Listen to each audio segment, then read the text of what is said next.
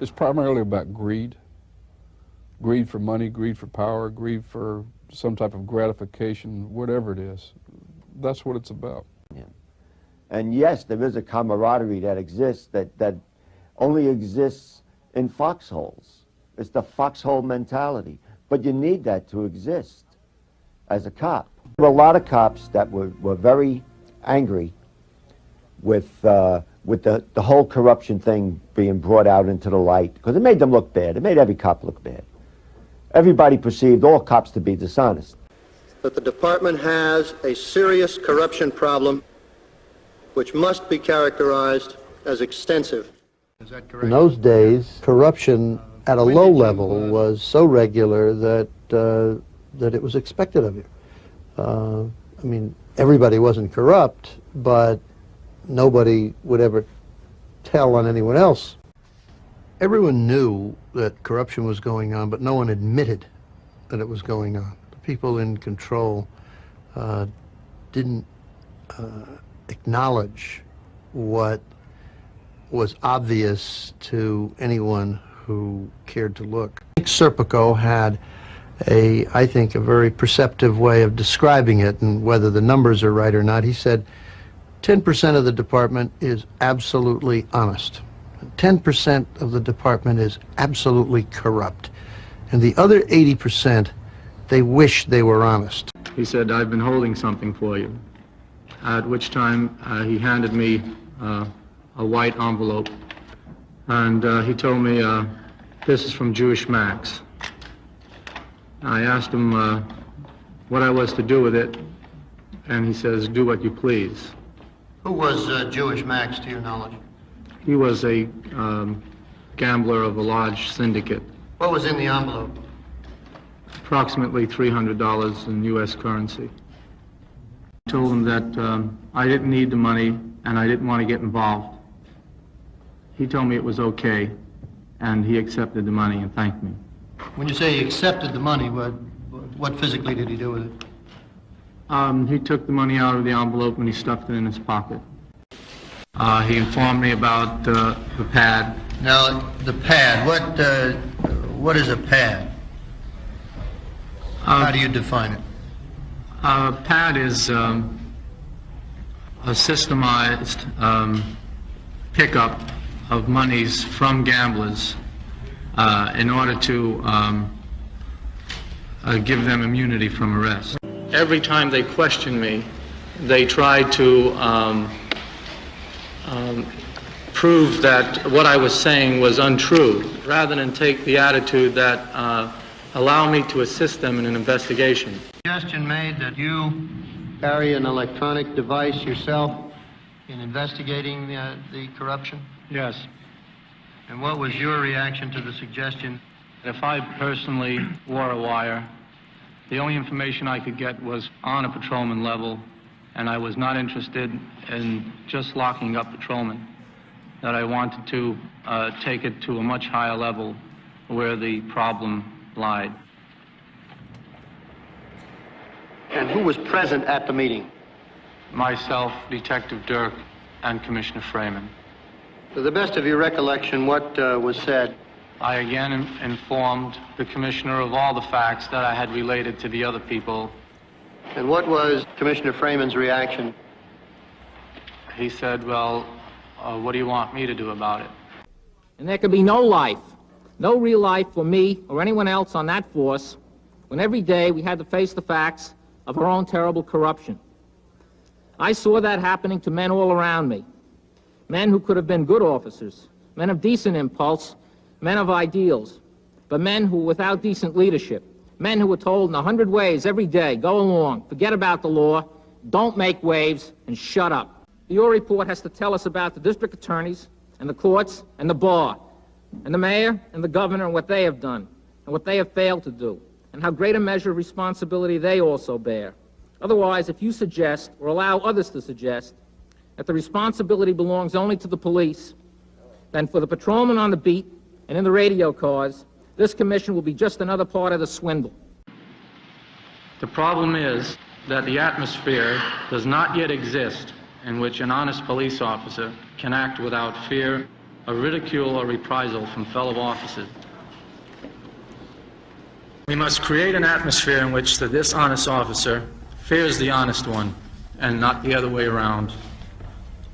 I hope that this investigation, and any future ones, will deal with corruption at all levels within the department and not limit themselves to cases involving individual patrolmen.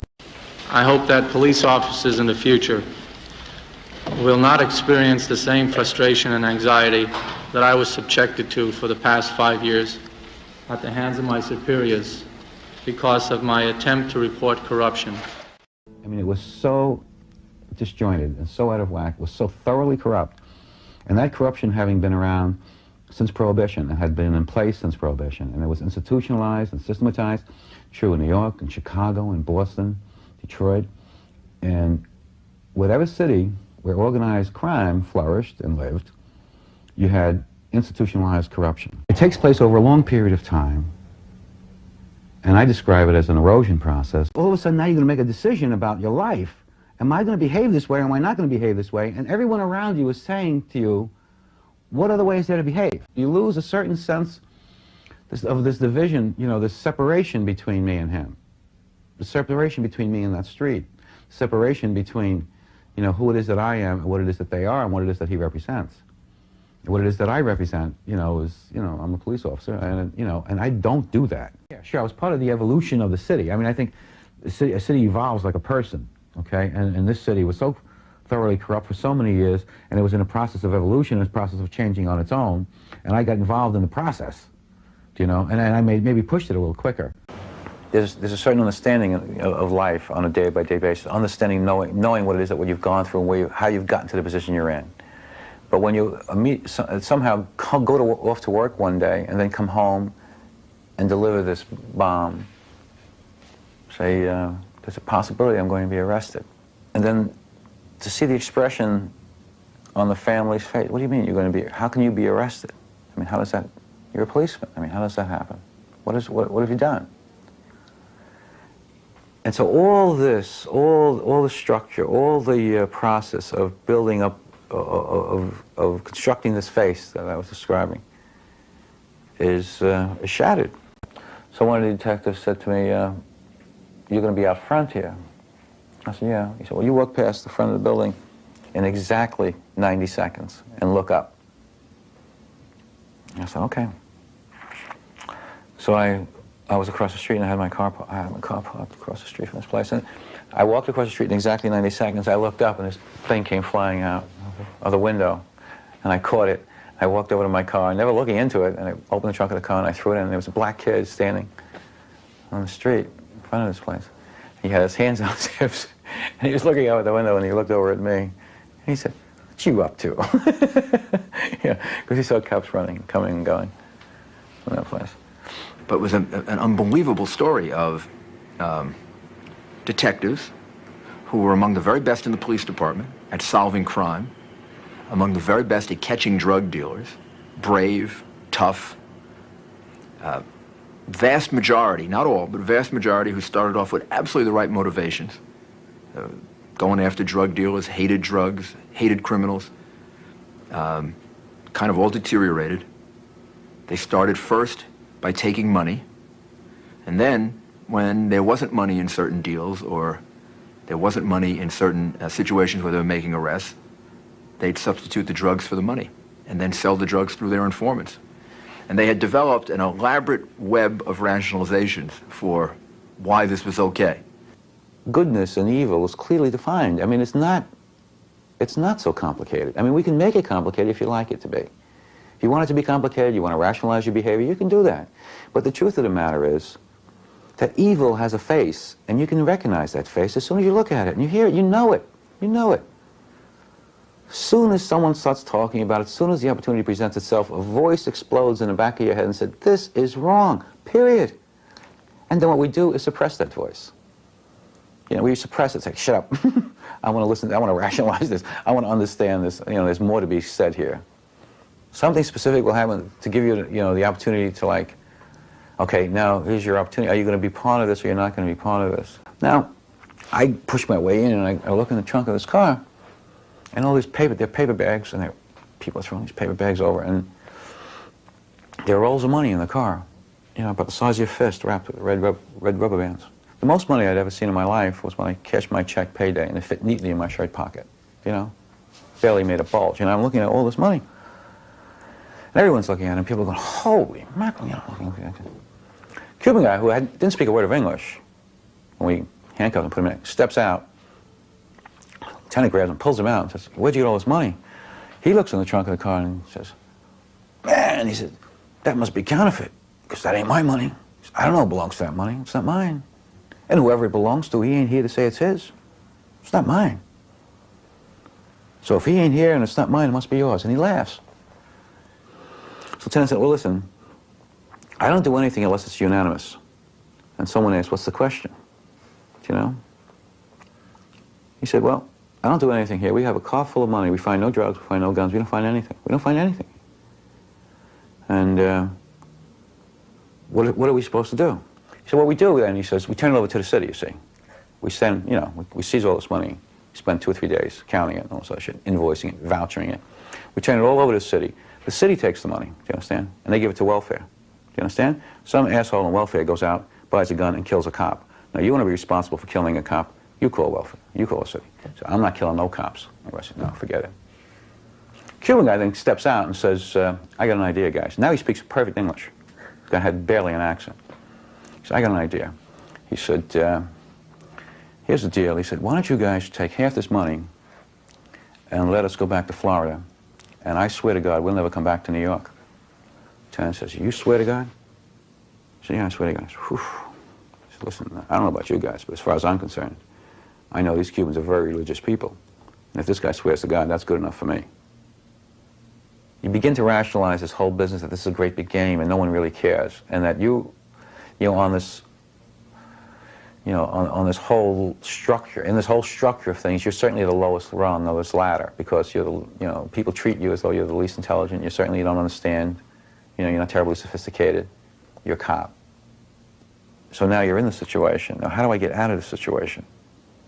You know, I'm frightened. This is going to happen or that. Well, you know, it's no more frightening getting out as it should have been getting in. And you step out. It's as simple as that.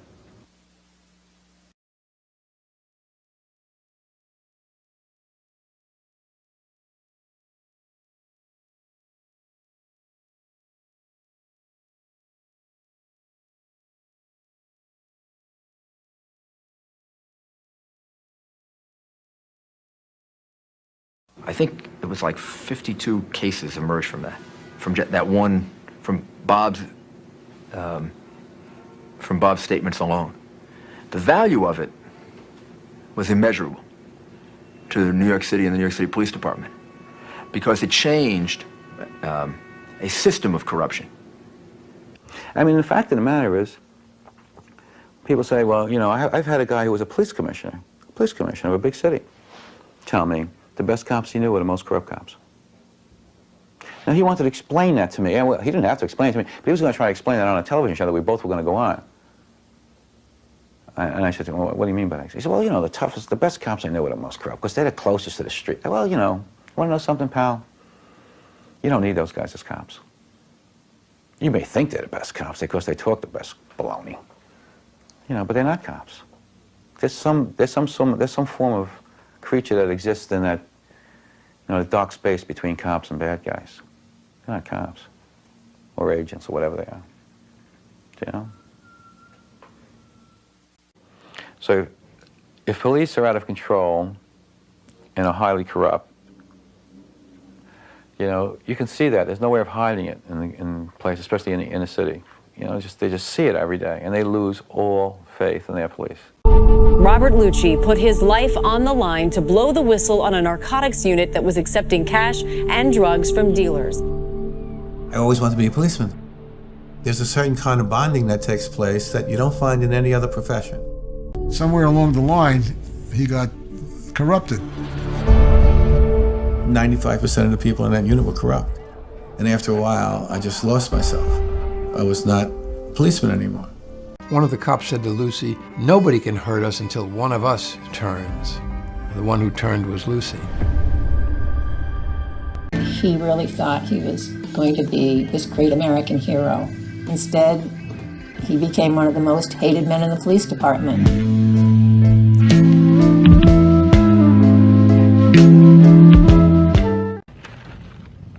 Because it was the blue wall of silence. Cops don't tell on cops. If a cop decided to tell on me, his career's ruined. He's going to be labeled as a rat. So if he's got 15 more years to go on the job, he's going to be miserable because it follows you wherever you go. I believe that there was a lack of resolve to go after these individuals because it would involve initiating a scandal. It would be a tremendous embarrassment to the New York City Police Department. My opinion is that they did not want this investigation. This investigation to succeed? They did not want this investigation to exist. They wanted it to go away.